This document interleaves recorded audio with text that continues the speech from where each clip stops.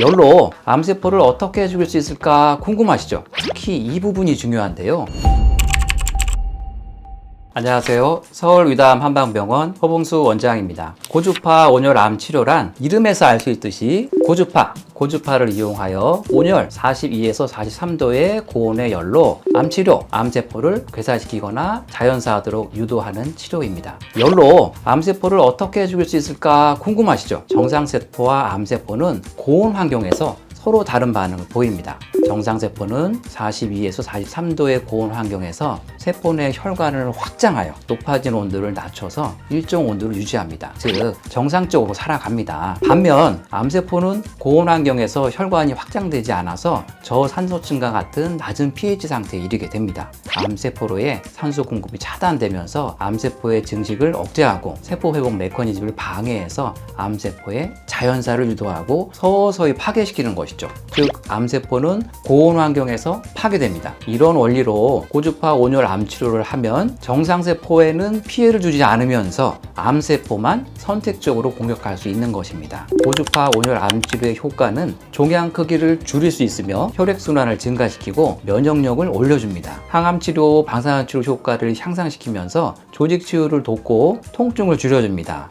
특히 이 부분이 중요한데요. 표준 치료와 함께 고주파 온열 암 치료를 했을 때 치료 효과가 높아지면서 표준 치료 부작용을 줄여줍니다. 원장님 42도, 43도 고온의 열로 치료하는 거라고 했는데 뜨거울 것 같은데 괜찮아요? 그렇게 뜨겁지는 않고요. 약간 좀 따뜻한 느낌 정도가 있고 장비를 꺼버리면 좀 차갑다 이런 느낌이 들 정도라서 그렇게 뭐 뜨거운 치료는 아닙니다. 그럼 원장님도 받아보셨나요? 당연하죠. 보통 이게 한번 치료를 시작하면 50분에 60분 사이에 계속 하거든요. 치료 부위는 다양하게 할 수가 있기 때문에 저 같은 경우에는 그냥 배에 넣고 한번 해봤는데 받고 나면 굉장히 편안합니다. 암세포 죽이는 치료라고 생각하면 더 의미가 있는 시간이기도 하고요. 그럼 사우나에 있어도 암세포 죽는 거 아니에요? 이게 차이가 있습니다. 사우나를 했을 때는 주로 이제 피부 이쪽 체온의 온도만 올라가지 암세포가 존재하는 몸속 깊숙한 곳, 심부라고 표현하는데 심부의 온도, 암세포 주변 조직의 온도를 올리진 못해요. 치료 장비로 집중적으로 고주파를 쏴서 그 부분의 온도를 올리는 거라서 사우나 많이 한다고 해서 암이 줄어든다? 그런 건 사실 없습니다.